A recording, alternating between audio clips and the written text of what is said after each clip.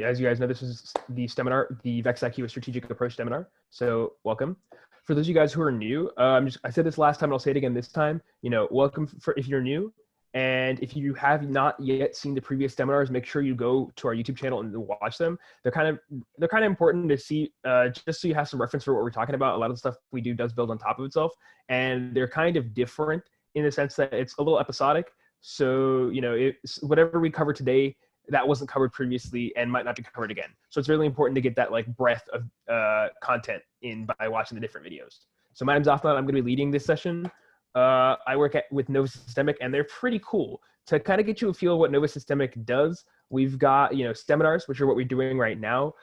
We are doing a VEX Robotics one right now, but they've got everything from cybersecurity to programming to anything really STEM related. We do summer camps, and that's big. In this STEMinar, for example, we're tearing down different games. We're learning about robotics, but we're doing it in small, brief sessions. During our summer camps, it's a lot more hands-on, a lot more guided, a lot more direct. And so for example, in this session, we might not directly break down the game to a high degree of detail, right? We might just talk about this year's new game, but on the high level in the summer camps, that's where we kind of take these concepts and we apply them even further. We take them to a more low level, and we break it down even further. So just be ready for that. We also have other summer camps as well. We host robotics tournaments, so that's a lot of what I do. A lot of what I do is going to different robotics tournaments and help organize them, help run them, be a head referee, whatever really needs to happen to get the tournament to go. And our big tagline is "We do STEM," so it's really important that we let you guys know that anything that's STEM focused, anything that's around STEM, we probably have a summer camp, a seminar, a workshop, a something for it. So if you have any questions, I would definitely recommend you email systemic@nvcc.edu so they can directly address any questions or comments you might have. If you're wondering if they support stuff in your area, this would be a great place to find out. We do have regional supports for all over the area, so it's possible your area has somebody whose job is to help you find more STEM resources. So definitely shoot an email. All right, so an overview, remember this is the overall goals of this session are breaking down IQ games and learning how to form strategies and practicing critical thinking so we're more prepared for next year. And I guess, now for this year, right? So the way we do that is we're gonna do the same thing. We're gonna break one IQ meeting per game. We're gonna read some rules and we're gonna watch some gameplay. And we're gonna try and understand through the course of doing all these, hopefully if you watch video 1 through video 4 that we're gonna be doing, you understand why some approaches are better than others and get a more unique, keen sense of what is going on. So today's plan, we're going to talk about team dynamics and workflow. That's going to be really good. This is going to be kind of for not necessarily aimed at students, but maybe a little bit more aimed at coaches, just because, for some teams, dynamic and workflow is a thing that is more formally introduced or understood by coaches and not really elementary and middle school kids. We're also going to be talking about prototyping, a huge part of the design process. So that's really important there. We're going to talk about this year's game. So just so you guys remember, this year's game is released. It's been up since Saturday. We're not going to go in a high level of detail. We're going to go maybe very high level, not too far down, because there's a separate summer camp whose job it is to go in detail of that game analysis and help break the game down with you step by step by step. So after that, we'll do an actual game breakdown, more detailed approach, and then we'll do some Q&A and some discussion. So all the stuff that we have kind of outlined for today is really maybe a little bit more early season stuff, and that's important for us right now because we've entered the early season, right? Our game has been released and we're kind of ready to hear and do what other people have. Is that a question? No? Okay.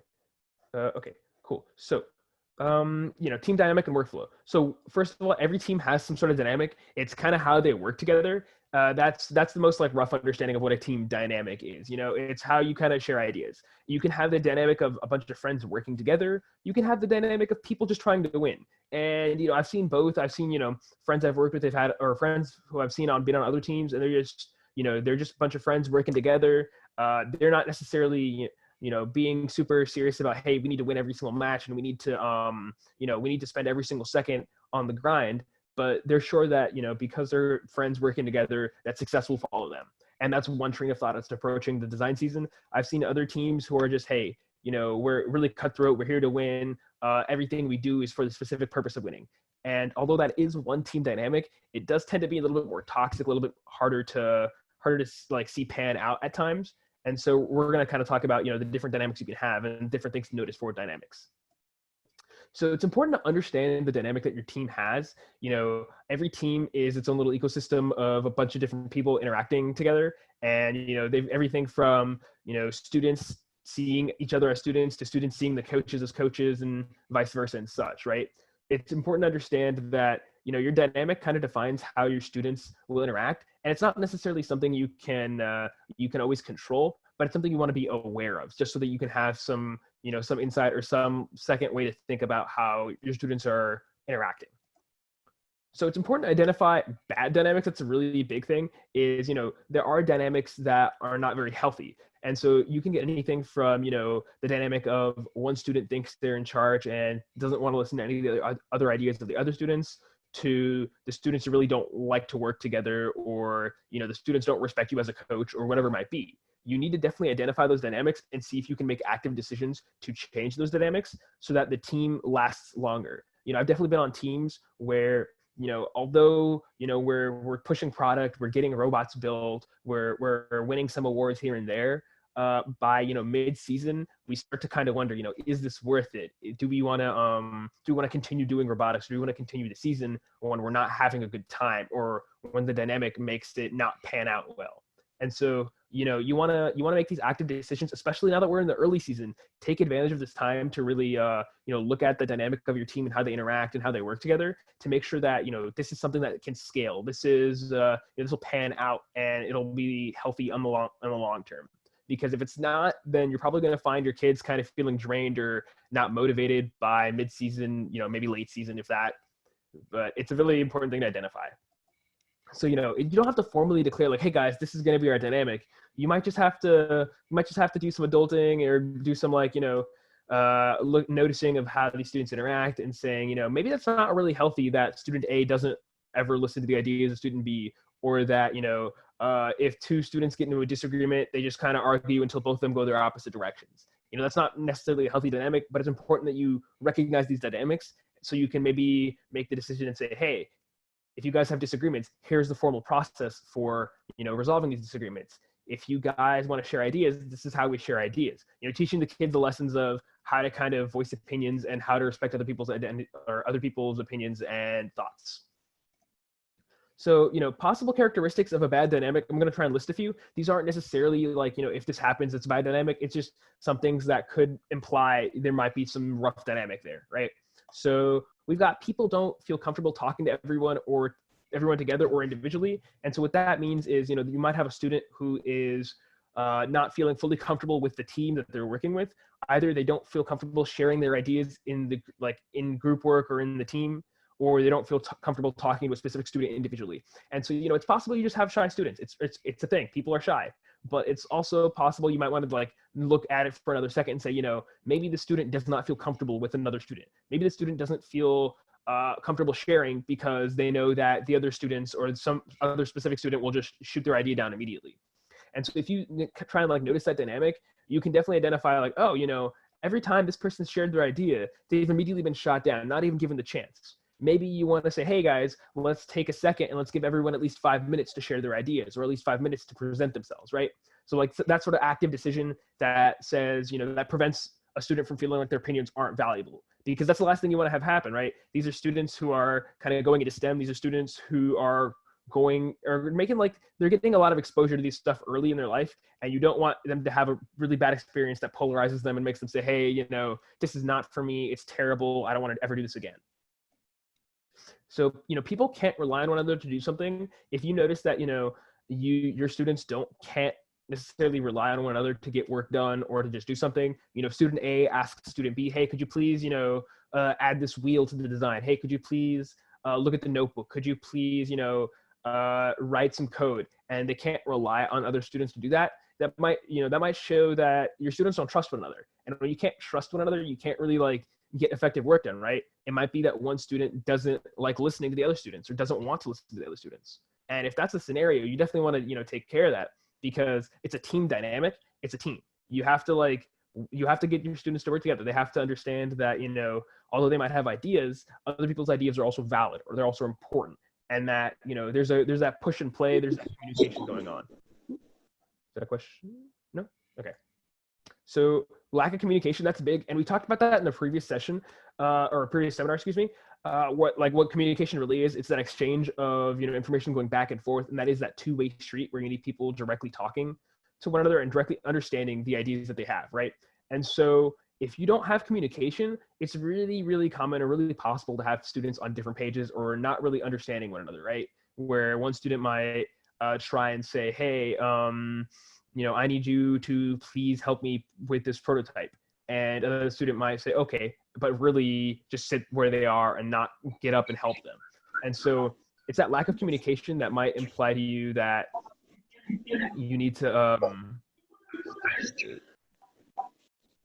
it might imply to you that there are some problems here, right? Or if you just see that students aren't even talking, like, student A will never talk to student B, but will still talk to student C, D, and E, then maybe you want to identify, is everything okay? Do you feel comfortable talking to the student? How do you feel about sharing your ideas and stuff? Helping students feel more comfortable in the environment, because the reality is once the students that you're working with, or once the team feels comfortable with one another as a team, they're going to be able to perform and focus on just robotics, right? They're not going to have to think about, oh, well, what if, so-and-so says my ideas are stupid? So what if, so-and-so doesn't give me the opportunity to think or to voice my opinions? You definitely want to make sure the students don't have to think about that, because once they're comfortable in their team, they'll be able to achieve that higher level of performance and definitely be able to, be more open and say, hey, I had this really good idea, I'd like to share it. And that idea might be the world champion idea. That idea might be something that gives other students more ideas or keeps the discussion going, right? It's really important that you have students feeling comfortable in their situation. And, you might see a lack of respect for others' opinions. That's definitely something you can see. Sometimes students will just get into that concept of my idea is the best idea and other ideas are okay, but they're definitely not as good as my idea. You can see a lot of that, and it's really important to let students understand that, or make them understand really how to share those ideas and how to recognize that other opinions are good, or even if they're not good, they're still important to at least listen to, right? Like you can have someone give you an idea that says, I think we should use gears for wheels because no one's done it before. And all right, your immediate thought might be, well, that's not a good idea. You should still entertain the idea and say, hey, that's an interesting idea. Why did you think of that? Or, can you elaborate a little further as to why you think that would be better than the traditional wheel? And although, that doesn't necessarily result in you using gears or sprockets as your wheels, what it does do is give the student the opportunity to voice their opinions and, have that back and forth that lets them know that their opinions are valid, their opinions are important. They might just not have the best idea sometimes, but they at least got to, have that conversation and talk about what they're thinking. That dynamic is really important to have. Like I said earlier, if the student's not feeling comfortable, they're not going to be able to perform at their best. And, a strong desire to work alone. Some people do like to work alone. That's the thing. People prefer to, people think they can either think better or concentrate better or whatever it might be when they work alone. But, in this team dynamic, you can't achieve everything by working by yourself. And so, if you're noticing that, a student, when assigned a task or assigned a large task, says, okay, that's it, I'm going to do all this myself, or doesn't ask other people for, help with the code or help with the design, help with the build, when they could definitely use it, then, you might want to recommend that they try to hey, are you having an okay time? Do you feel comfortable talking to somebody? Do you need, do you want some help? What the heck? What's going on? Just concepts of impartial and empirical evidence. Yeah, see, so, and that's a great comment, Stephanie just put out. It's a good time to introduce the concept of impartial and empirical evidence to decide what's the best, to test it and prove it regardless of whose idea it was. And that's a big thing, right?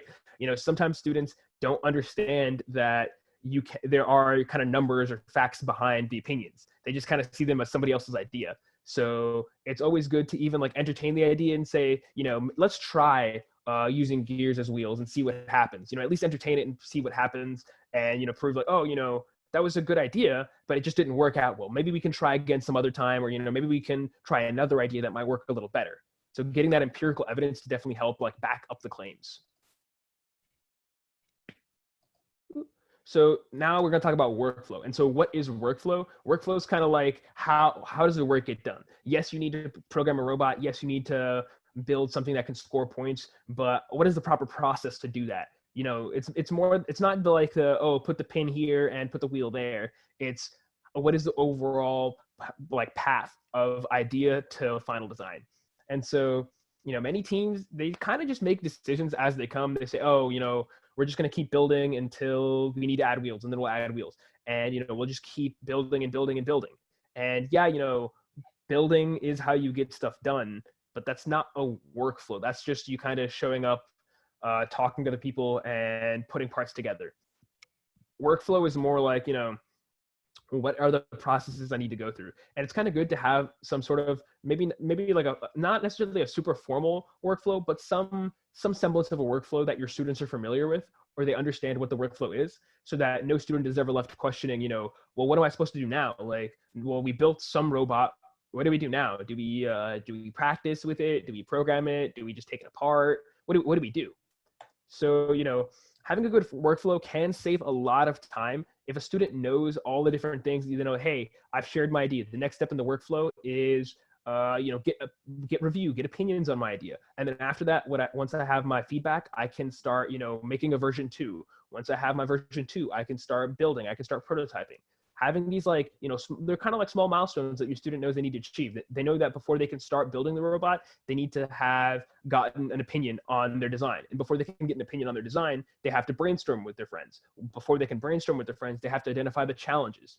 These like small milestones are really big for documentation as well, right? You can definitely document every step of the process, and having those formal breakpoints gives you something to hold on to in your documentation. You can say, you know, in the brainstorming process, in the brainstorming step, this is what we did.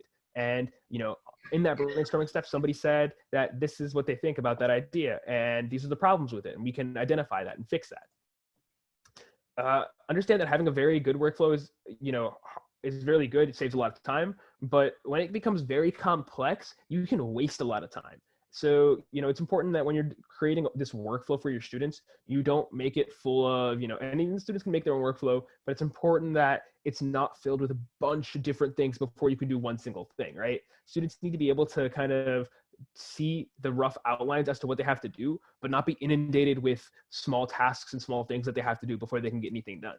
Because, you know, if you have to get something done, you know, if I told you that I need you to take out the trash, but the trash is around the corner down the street, you know, and before you can go down there, you have to make sure that you fill out these forms. You have to make sure that you get approval online. You got to make sure, like, having all these other things to do, you know, makes it a little hard to get work done. And so you'll notice, like, in many professional work environments, they have a formal workflow. They have a formal, you know, before you can push code here, you need to make sure it's approved by someone else. Before you can make sure it's approved by someone else, you have to at least test it with these test cases. Before you can do that, you have to do something else. So it's like it's a fine line balance between having a workflow that is, you know, is kind of well defined, but not too complex. And it might take a little bit of trial and error, but I definitely would recommend that when we're in the early season, that you spend some time kind of looking at, you know, what is the different possible workflows I can have. You know, so everyone should know the process for doing work. That's going to, once you have that workflow, that's what everyone's going to realize is, oh, you know, I'm never confused as to what step of the process I'm in. No one's going to be wondering, like, what is the next step to do? And so here's a quick example of like a workflow. It's not like, you know, the workflow you have to use, but just like a brief example would be, if a person has an idea, they go, okay, I'm in the ideation step. I know that I have an idea. My next step is going to be to share my idea. I share it with my team. I want to, you know, see if I can describe what I'm thinking of as well as I can. Once I've described the idea, I'm going to get some feedback, right? Whatever the people think. If the people think that it's a great idea, it's a great idea. If they think it's a bad idea, it's a bad idea, whatever it might be. But at least I get some feedback, right? So at every step of this, I should be documenting that, right? I should be saying, hey, in my notebook, I go, this is my idea. And, you know, I shared my idea. This is the feedback I got. Once I've got the feedback, you know, the team can decide, hey, should we go with this idea? Or does it need a little bit more work or thought into it, right? Once I say, okay, well, let's go with the idea. Let's make an idea sketch now. So my concept was approved, you know, an intake that can expand, just so that we can pick up multiple sized objects. Okay, that idea I shared with my friends, and they said, oh, that's a pretty good idea. It would help us pick up this small object and this big object. Okay, now I can make a sketch of what I think that idea would look like. I've made the sketch, and, you know, now I've made the sketch. I'm going to share with my team. Hey, team, what do you think about this sketch? They go, oh, that's a pretty good sketch. I think we can go with that. Now that sketch,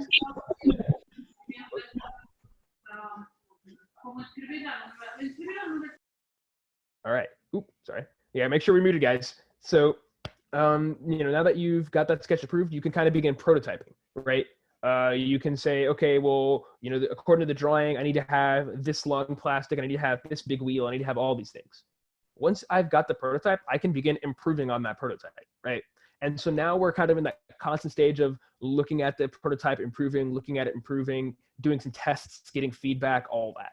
So this workflow is not super complex. It's not super involved, but what it does do is isolate the different parts of kind of the design process and then formally require the team to, have a meeting or have some sort of discussion around that part of the design process. And so now in your notebook, you could say, okay, well, these were the ideas that we had, and this was the feedback we got from these ideas. And these are the sketches of those ideas. And this is the final prototype of the idea we picked because, it was the best one, or it was the fastest one, it was the lightest one, whatever those justifications are. You've clarified the path from idea to prototype for your students. And you've also given them great milestones for when they should be documenting something, right? So you've improved their documentation and you've improved their ability to know what the next step is. So that's really important there. On to prototyping, we are in the early season. That's a huge part of it. Prototyping is a very, very important part of the design process because it gives you some rough idea of what you're going to look at. It gives you a tangible type of oh, this is what my idea had. It was a good idea. Hello? All right, guys, please make sure we're muted. All right, thank you. So, helps you get an idea of what your concept will look like. So you might have this great, idea on paper, but your paper idea forgot that screws existed. Your paper idea forgot that, these pins are only so long. Your paper idea forgot that you can't have, this specific measurement of space between. And so doing a prototype helps you kind of get a literal idea of, well, the paper kind of looked like this, but in reality, it's kind of more similar to this. And so you can kind of definitely get a literal of your idea. Oh, I thought, 5 inches was kind of small. Turns out it's kind of big. That literal of what it might be. It also helps you test your idea before you commit. So when you have a prototype, you can definitely, get that objective feedback as to what it is. Like Stephanie mentioned earlier, we can do some tests, right? We can have some data. We can say, oh, this was really great in my head, but it turns out this idea doesn't really work well. Or it turns out that, although we thought that this would be able to score 10 points, it can really only score 5 points, and we don't want 5 points. So through prototyping, you can also identify weaknesses and potential problems, right? So for example, I thought, my intake idea was real good. I thought it was great, but, it kind of falls apart really easily, or it's too small and the balls don't fit in, or, this year the little stacks don't fit in. Those are things you can realize, right? Through the prototyping process. In paper, you might've thought that, it'll work just fine, but maybe, maybe the spacing is fine. Maybe it's just not grippy enough to pick it up. You don't need to have, your prototypes that you make don't need to be flawless as long as they prove the concept, right? POC, proof of concept. You need to make sure that, when you're making these prototypes, they're not just, you don't have to spend hours and hours and hours making the cleanest and making the most, final looking design. You need to make something that proves the concept. Once you've proven the concept, you can take the next step and say, okay, I've proven the concept. This is kind of rough though. It doesn't really look clean. It doesn't really work well, but it works. Let me improve it so that I can get an even better version of that previous concept. So although you don't need to have a flawless design, a flawless, proof of concept, it does need to have some quality to it. I know personally, a problem that I have run across, and, a few of the teams that I've worked with have run across, has been working on a prototype and saying, oh, don't worry, it's just a proof of concept. We can do whatever. We can make it look kind of rough. We can make it, not finalized. And, although that's true, you can have a proof it just needs to prove the concept. It does need to have some quality behind it. You can't just have something that, is really poorly put together and say, it's okay, it's just a proof of concept, because what's going to end up happening is you're not going to prove your concept if your design or your prototype isn't strong enough to prove your concept, So although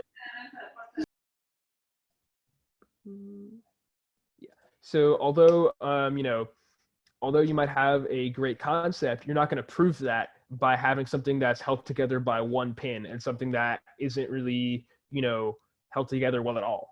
So it does need to have some quality behind it. And try to not just aimlessly prototype, have some idea of what the prototype has to do and how it would function. A lot of teams will just, say, oh, well, it's time to prototype. Quick, guys, start prototyping.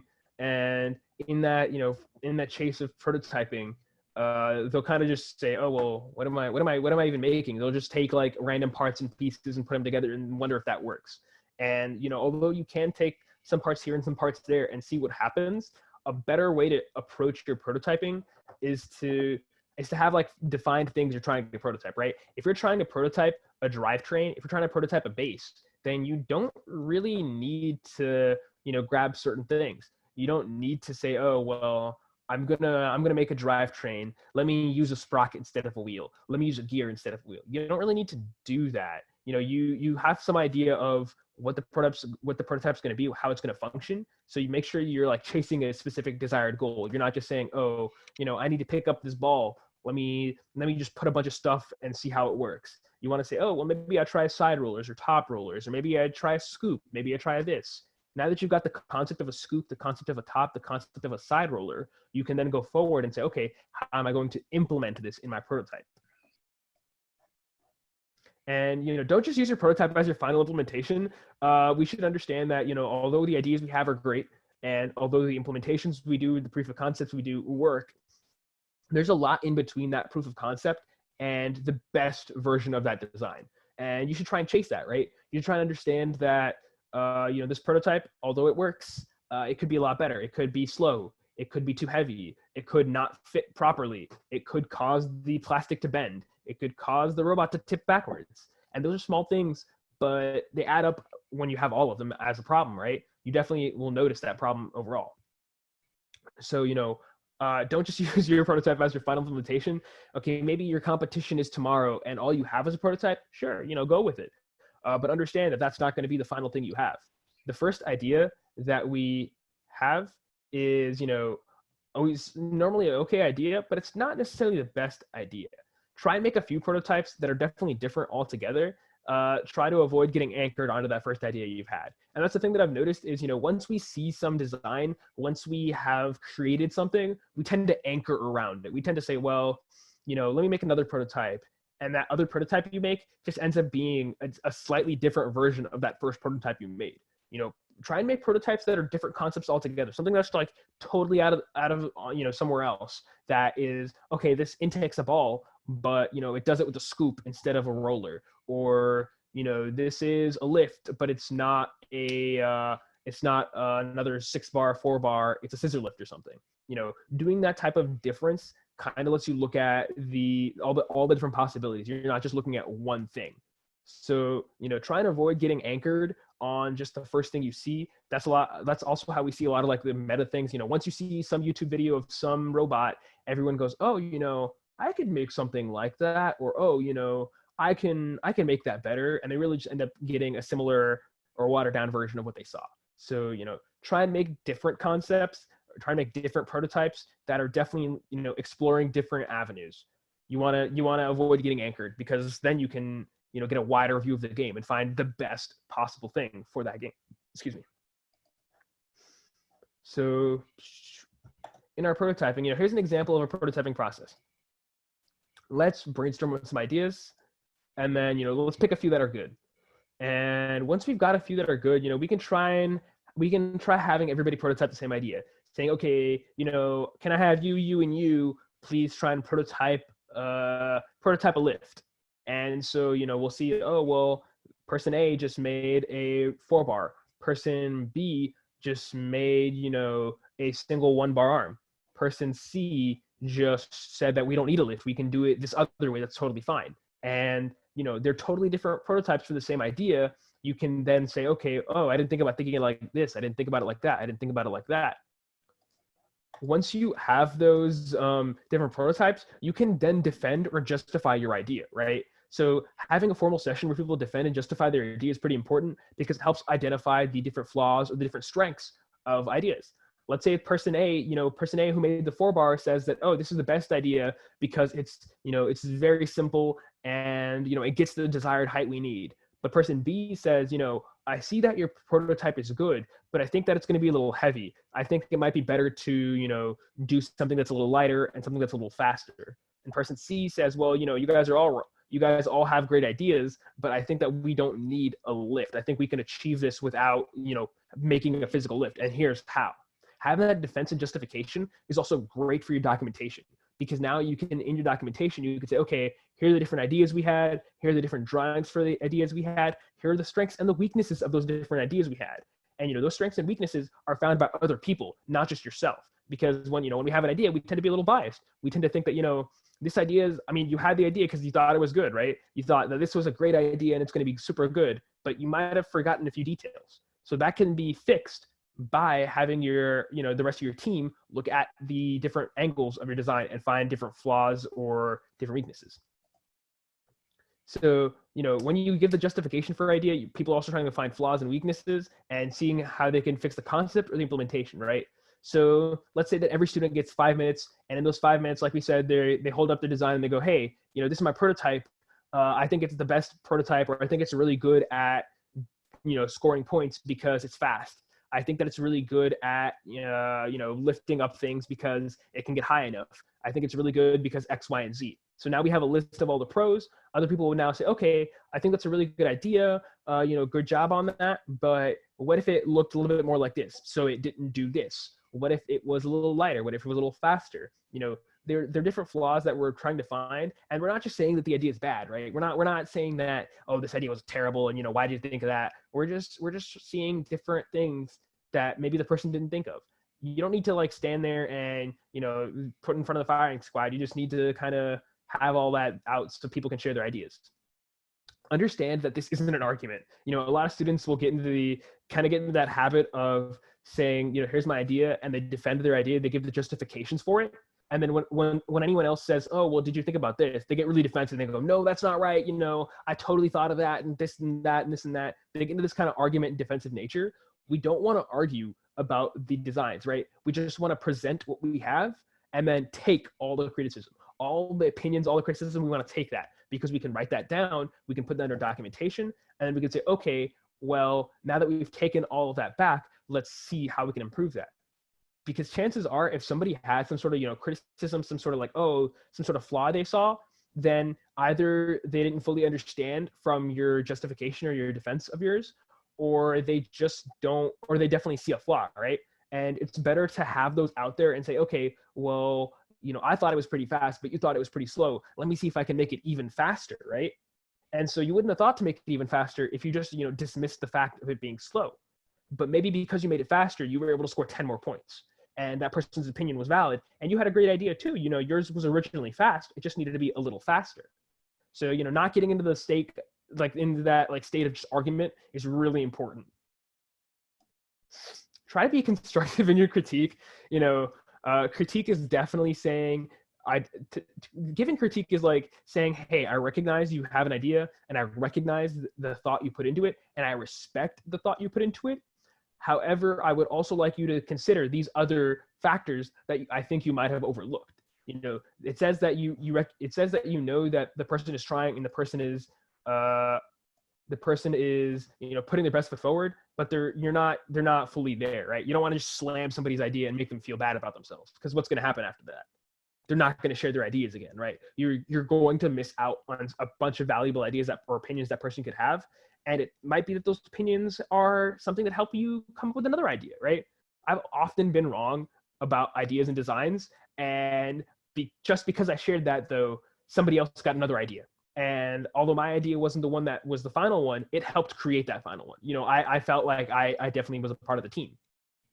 So important factors to consider when you're doing these prototypes: complexity, size, usage of motors, weight, sturdiness, ability to be fixed, required maintenance, and ability to be automated. So let's go through all of those, right? So complexity is kind of just how easily obtainable is this design, is this prototype? It looks like it's got a lot of moving parts and pieces, a lot of room to fail, then it might be a little too complex. Or, if it relies on things being just right every time, there's not a lot of margin of error there, then it might be a little too complex.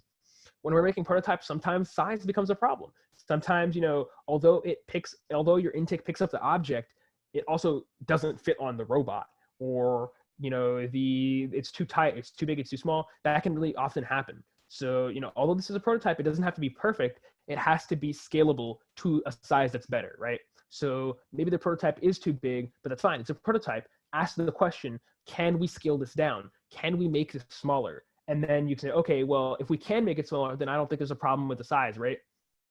Usage of motors. Understand that, we're talking VEX IQ right now. VEX IQ does have a very tight motor limit, like 6. You don't get a lot. There's not a lot of room for motion there.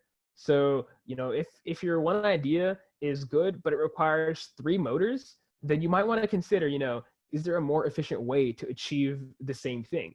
Or, maybe it is worth the motors. Can I justify these motors, or is there anything else that needs motors that I might need in the future? Weight. So, sometimes what we'll notice is robots will try and lift up an object and they'll just fall forward, they'll fall back, they'll fall on their sides, whatever it might be. So consider that, center of mass and the way your weight moves. If you pick up an object, then you might want to consider, is my robot going to fall forward? Is this intake? Is this lift? Is this part of the robot just too heavy, or is it too light? Is it going to break? And that kind of goes on into our sturdiness. Remember, these are prototypes, so they don't have to be the most, most sturdy, the best thing you can do. But ask, is it possible to make these better? Can I make this sturdier? Can I add a truss here? Can I add a support bracket here? Is it even possible to make this sturdier? Or, is it so complex and so fine, like, that you can't add anything to it? Ability to be fixed is pretty important as well, considering, all the hecticness that these robots go throughout the course of the season. If you're at a competition and, somebody accidentally drops the robot, can you fix it? Is it possible to put this back together? If something goes wrong, will you be able to fix it? If a part breaks, or if you drop your robot, like I said, or if anything happens, how easy is it to fix? Is it as simple as I just push the pins back on, I just put the axle back through, or is it something you really have to be this first and that second and this third, and a really fine process? It's fine if it's a little harder to be fixed. You just want to make sure you can do it within about a 2-minute time period. Because remember, when you use your timeout, you want to make sure that you're using it wisely. Required maintenance. So there are some designs that need some sort of maintenance. Whether it be making sure that at the end of every match you push those pins back in together, or at the end of every match you tighten whatever needs to be tightened. But there's also maintenance that's kind of like prohibitive, right? There's some maintenance that's just too extreme to the point where it might not be wise to continue using that same design, right? So again, it's a prototype, so it doesn't need to be perfect, but does it look like, this is some sort of design that after every single match, we're gonna have to check every single pin, every single wheel, every single, moving part and piece of this? Or is it a design that just needs a few things touched up every so frequently? If you can go maybe one tournament and only have to, adjust the thing a few times, tune it a few times, then that's not too bad. But if after every single match, you have to do a laundry list of things, then you might want to look at how to making that design a little better. And ability to be automated. So that's not necessarily an immediate thing people are thinking about, but if in driver control, if there's some sort of task that needs to be done and your design achieves that task, you should ask yourself, how can I add to this design to make it automated? How can I make it kind of help the driver out? Because your job when you're designing things in part should be, I want to remove as many different things that the driver has to think about, so that during that match, they're just focused about the match. They're not thinking about, is the wheel going to fall off? They're not thinking about, is the lift going to fall off? Or they're not thinking about other things like, did I correctly, like we looked at Ringmaster last time, right? They're not thinking about, is it in the correct ring? Do I need to push the button so that, it goes in the correct intake or something? The ability to be automated helps your driver, and it also helps your design just be more functional. Do you have any questions on that? Are we all roller? Okay. So if there are no more questions, we're going to look at this year's VEX IQ game that was released on Saturday, Rise Above. I hope you guys have seen the video by now. If not, that's fine. We're going to go through it. So let's do this. So let's go here.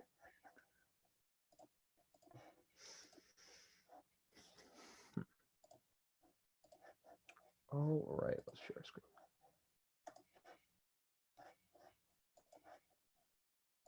All right. Welcome to the 2020-2021 game, VEX IQ Challenge, Rise Above. There are 3 ways to play VEX IQ Challenge, Rise Above.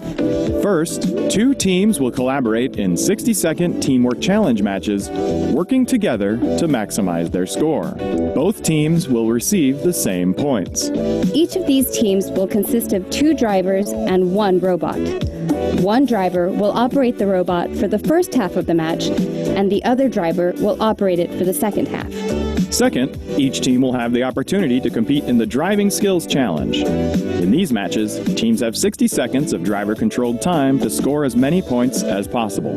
Third, each team will also have the opportunity to play Programming Skills Challenge matches, in which they have 60 seconds of autonomous robot operation to score points, no drivers allowed.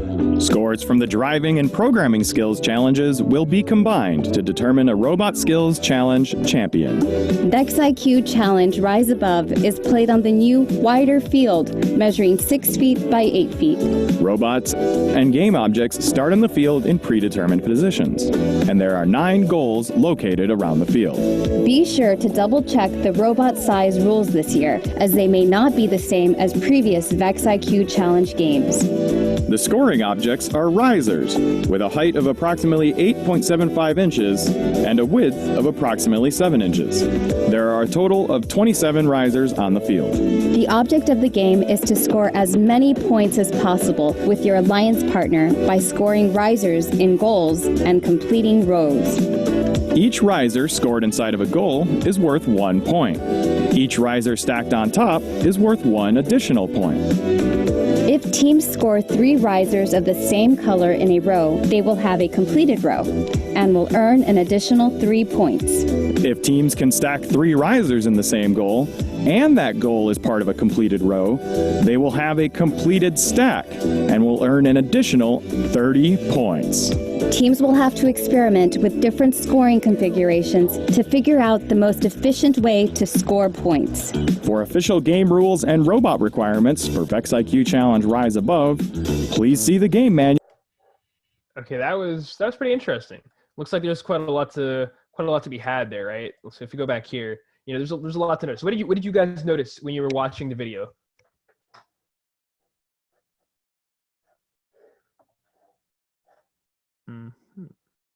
Nothing. We didn't notice anything. All right. Here, I'll start. So one thing that I noticed that they even kind of pointed out to us was that, yeah, it's a stacking game for sure. And that's big, right? So we know that we're looking at some game where there's going to be the necessity to stack. So stacking games definitely pull out the idea of, do we need a lift? You know, how high does our lift need to go? How does our intake integrate with our lift? So quick note we can do, let me change this screen. Yep, there you go. So on that concept of the stacking game, so we know that it's a stacking game. Yep.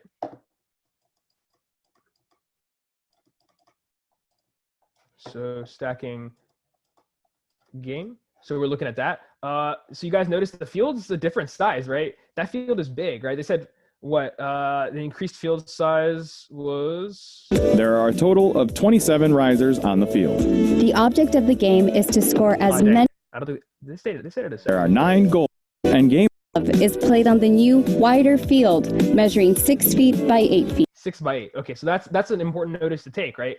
On a bigger field, we're used to traditionally smaller field. On a bigger field, there's a lot more space, but there's also a lot more stuff on that field. So it might be a little easier to avoid running into your opponents. And you might also have to consider, you know, it might take me more time to get from one side of the field to the other side of the field. So we're looking at bigger field.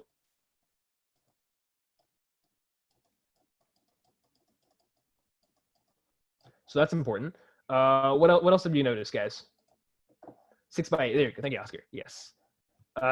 So you know that's good. What I'm noticing from looking at the field is some of these objects do start already stacked, right? So like some of these objects look like they're already stacked on top of one another. So maybe I want to consider, how does my intake interact with those? Does my intake, you know, is it only able to pick up things that are flat on the ground, or is it able to pick up things that are also, you know, on top of something else? So that's one thing to consider, right? Some things are pre-stacked.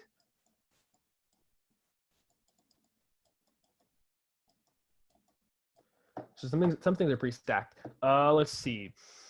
Another thing that's interesting is these are cylinders in shape, and so an interesting thing about cylinders is that they're not the same shape, when they're standing up versus when they're on their sides. So what happens if you try and pick something up and it falls down? Are you going to be able to pick that rolled over cylinder up? So maybe a consideration for your intake would be, how does it handle objects that are upright and laying down? How does that work? So it definitely would put some consideration into if your intake can pick up the fallen cylinders. Ooh, that's rough.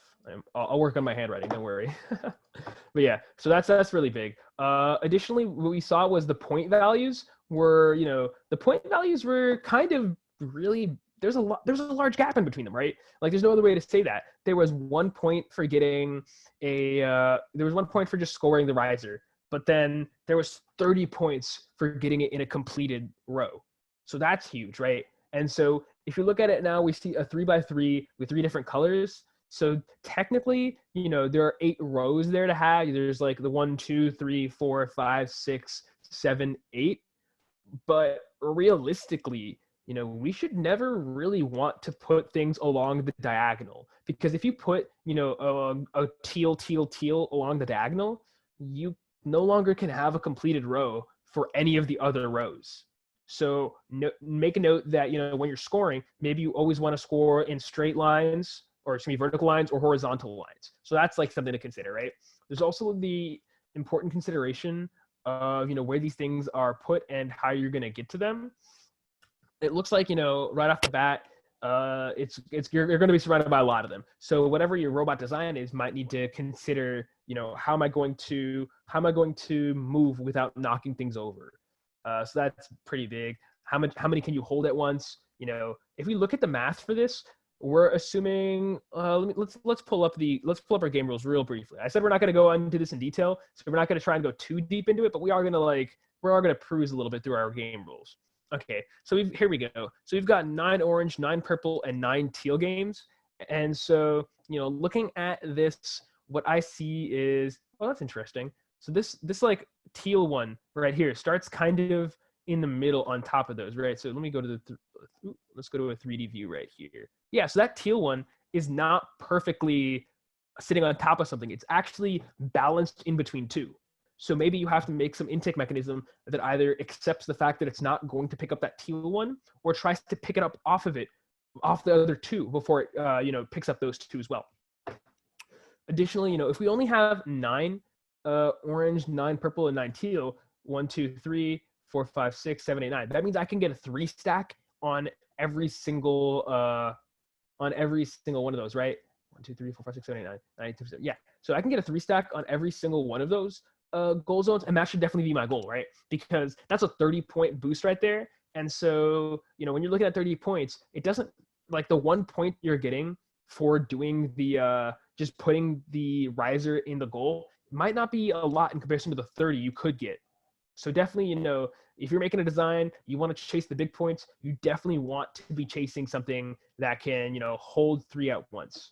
An additional thing to notice is, if we're looking at the rulebook, there's a different setup for our driver station for the actual teamwork match, which is this one, and for a skills match. So maybe you want to notice that, whatever your robot is for skills, might be the same as for your teamwork match, but your design or your strategy and your approach should be different, right? Like in this one, I can easily see that I've got a 2 stack right here, 1, 2, 3, 4, 5, 6, 7, 8, 9. All of the teal ones are on the right, all the purple ones in the middle, all the orange ones are on the far side. So maybe your strategy for that should be, start from one side, sweep to the other side, pick up 3 at a time, do what you have to do. So there's a lot of considerations to be had. What do you guys' opinions, or what do you think about that? Like, what do you guys think about this game? There's it's new, it's different. I'm excited, but curious to see what the thought is. Nothing? Lackluster game? I don't know. It'll be interesting to see, right? Definitely interesting. So you don't notice that. Yes. So like I said, the rows where you get the points there. No? Okay. So, well, like I said, we're not going to go in a high level of detail for this game just because there's a separate summer camp for that. But what we will do is go in a high level of detail for our other game that we're going to talk about, which is Crossover. So it's an interesting game. We'll watch some videos, we'll watch the release, and we'll see what we can think of, right?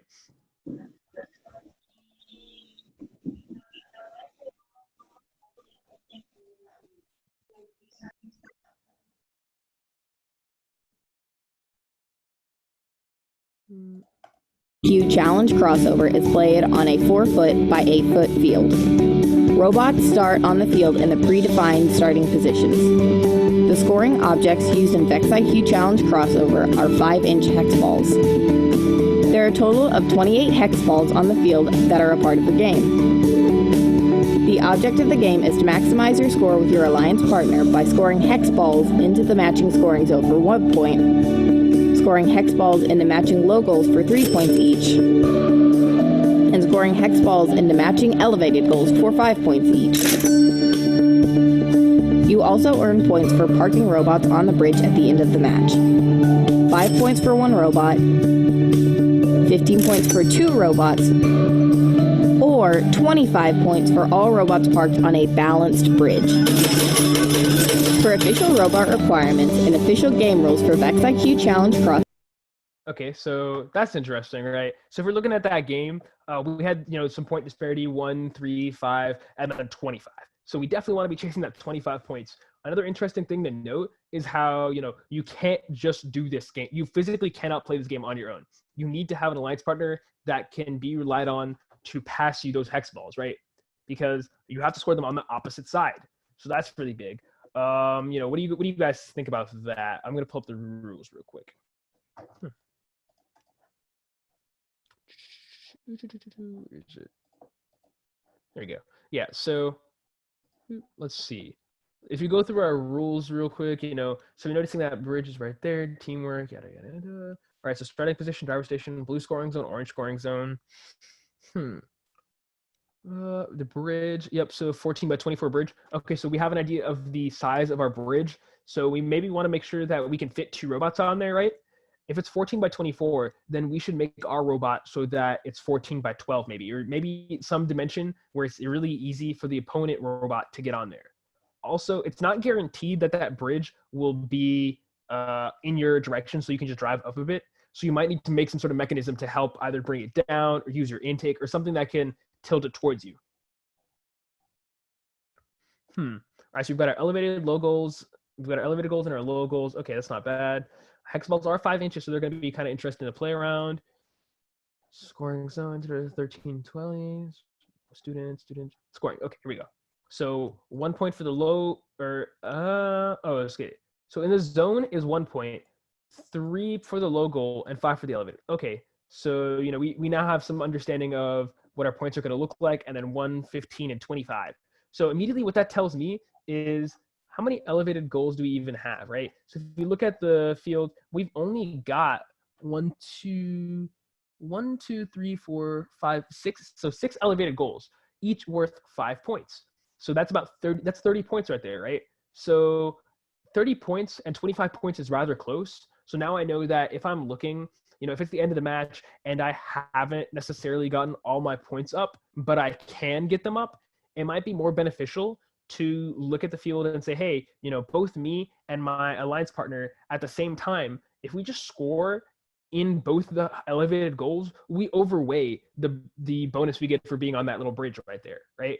So, okay, maybe we want to make a strategy that doesn't necessarily focus on getting the bridge, but if we have extra time, can get the bridge, because that's a good 25 points. Maybe we say, okay, it's a little hard to get those balls up there fast enough. Maybe we're definitely going to go for the bridge. So there's some differences in strategies we can kind of consider. Let's see. Crossover game manual. So we've got may not expand beyond 13 by 20. Okay, so we have some restrictions there. Okay, so we can't actually expand beyond the 13 by 20 area that we're limited to the start of the match. Expand height restriction. Okay, so we can go as high as we want. We just can't get wider. We can't get anything like that. So that's an important consideration to make. So if we're talking, cross over, then we have to make sure we make the consideration that we can go taller, but not wider or longer, I guess. Okay, so that's an important consideration to make. Additionally, if I'm looking at this, from just looking at the game, I think that I would want to make some mechanism that can easily, that can easily kind of score in mass, right? Because if you look at it right here, 1, 2, 3, 4 hex balls start above the goal zones, and they're right above there.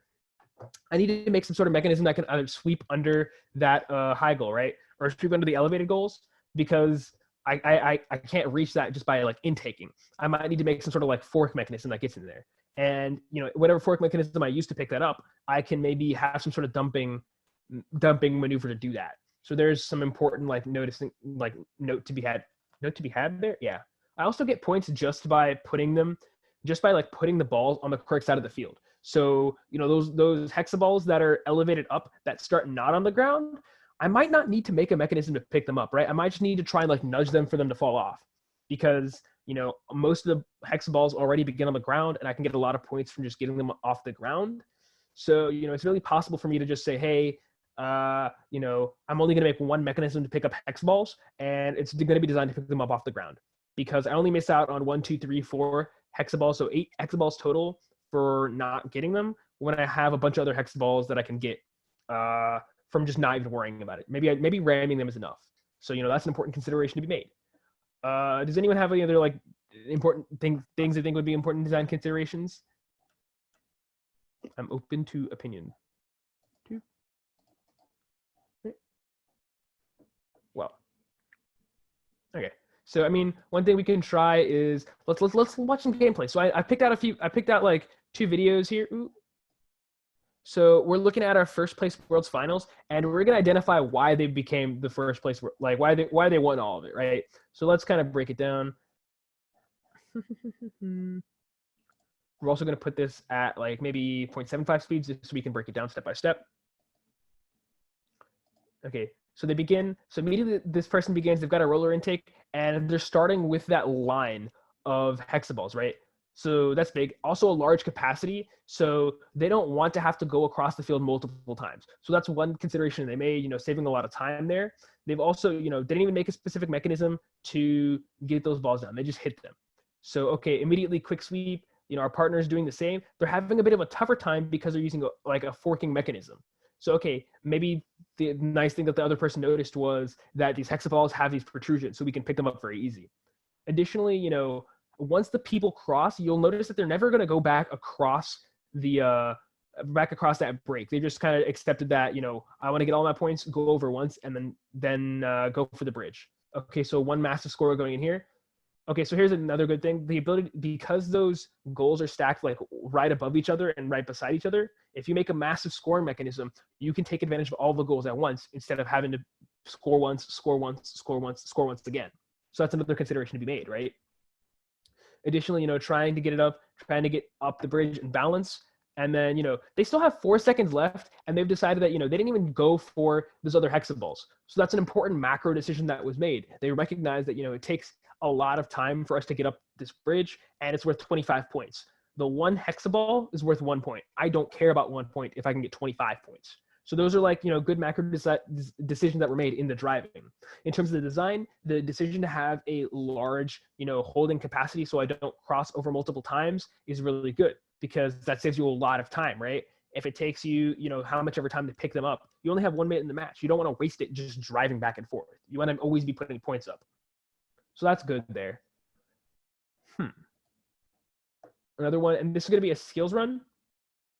Just because, we talk a lot about the teamwork match, but we have to understand there are other components to VEX IQ.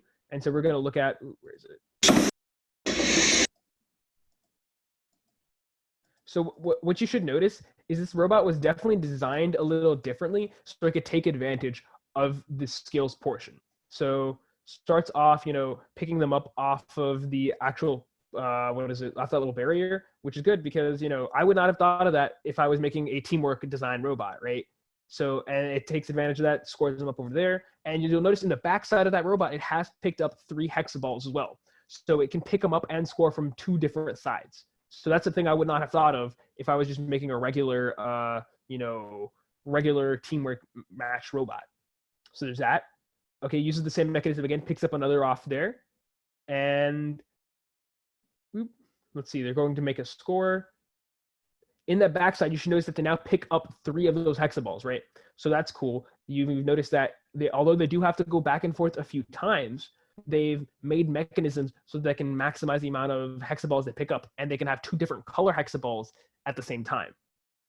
So that's going to be a good thing to notice.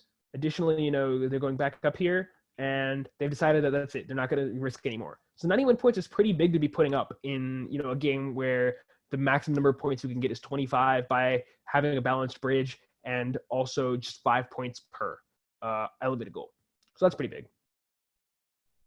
So do you guys have any? Do you guys have any questions, comments? I think we have hit 5 o'clock, so I'm going to try and end this one on time. We normally do end up going over by a little bit, so this time I'm going to try and be really firm on that 5 o'clock time, more or less. So let's do that. All right.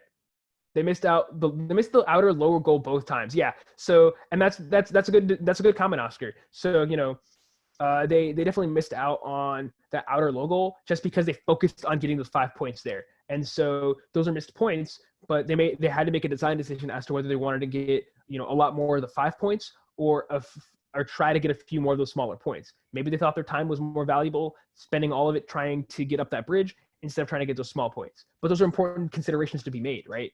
So those are things you kind of want to think about when you're making your strategy for whatever game you're playing.